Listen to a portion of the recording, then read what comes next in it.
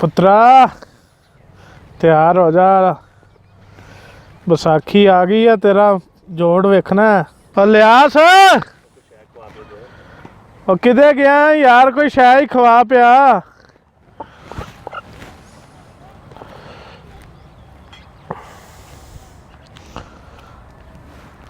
लियास आ गया की साहब की बनाया? पकौड़े बनाए ने। पकौड़े बनाए, वधिया भी वधिया। अगों रमज़ान भी आ रहा ते पाकिस्तान च ते अफतारी पकौड़ियां तो बगैर नहीं हुंदी। ते यारां बेलियां नूं भी तरीका सिखाउणा सी। चौई साहब ये किहड़ी गल आ, हुणे दस दिन्ने आपां मज़ेदार पकौड़े किवें बनदे ने। हाँ लो जी, अज तुहानूं दसने आ मज़ेदार पकौड़े किवें बनदे ने।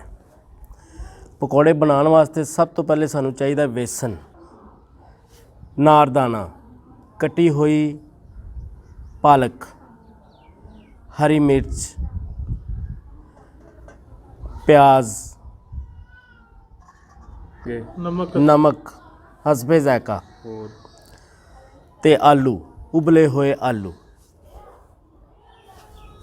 मज़ेदार पकौड़े बनाने वास्ते असी उबले हुए आलू इस्तेमाल करांगे।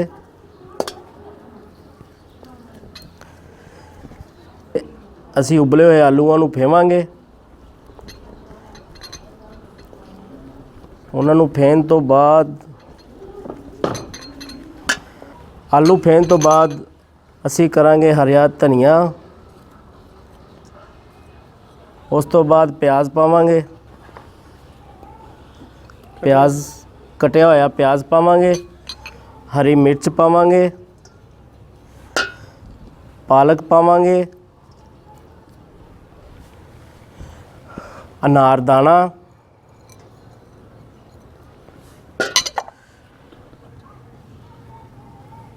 बेसन,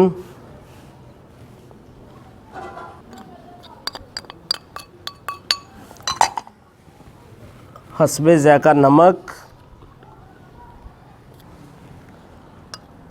हसबे ज़ायका सुरख मिर्च।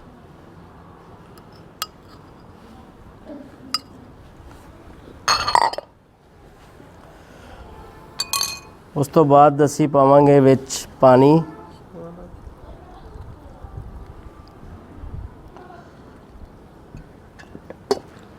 सारियां चीज़ां नूं असी चंगी तरह मिक्स करांगे।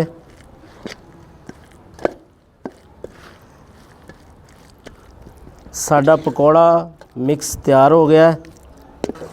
हुण असी इहनूं फ्राई करांगे।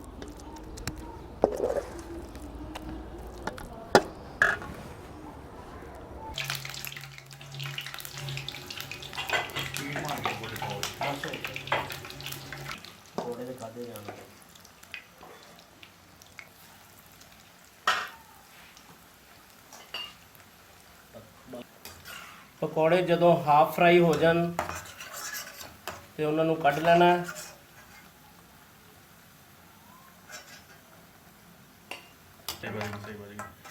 पकौड़े ਇਹਦੇ ਵਿੱਚ ਨਜ਼ਰ ਨਹੀਂ ਆ ਰਹੇ ਕੈਮਰੇ 'ਚ।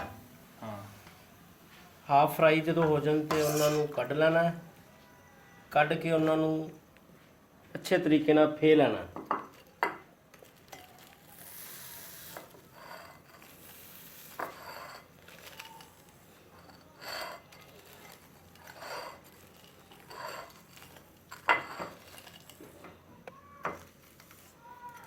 फेन तो बाद असी इनू हल्का जिहा फिर सुरख करांगे।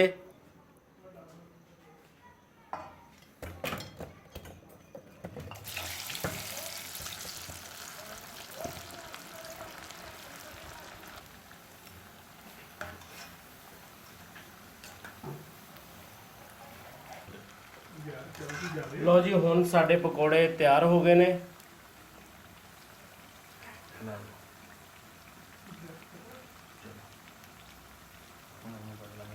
ਹੁਣ ਅਸੀਂ ਇਹਨੂੰ ਕੱਢ ਲਾਂਗੇ।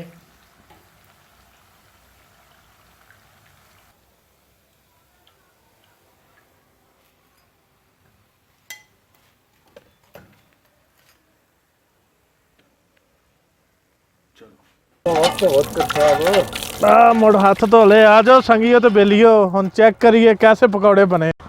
ਲਿਆ ਸਰ ਲੱਗਦਾ ਪਕੌੜੇ ਤੇ ਵਾਵਾ ਸ਼ਾਨਦਾਰ ਬਣਾਏ। ਹਾਂ ਕਿਉਂ ਨਹੀਂ ਚੌਧਰੀ ਸਾਹਿਬ। ਚੈੱਕ ਕਰਨਾ ਮੈਂ।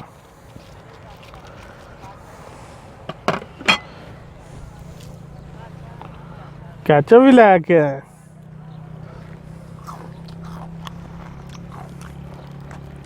ਸਵਾਦ ਆ ਗਿਆ ਲਿਆ ਸਰ, ਮਜ਼ਾ ਆ ਗਿਆ।